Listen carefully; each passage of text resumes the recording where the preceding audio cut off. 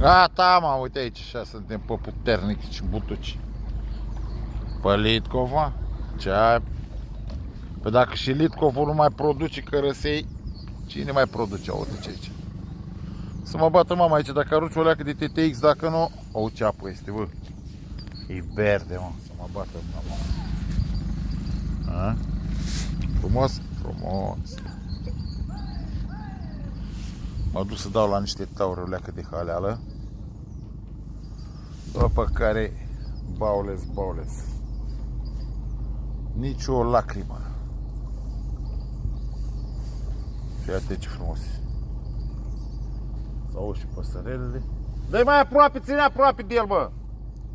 Uite.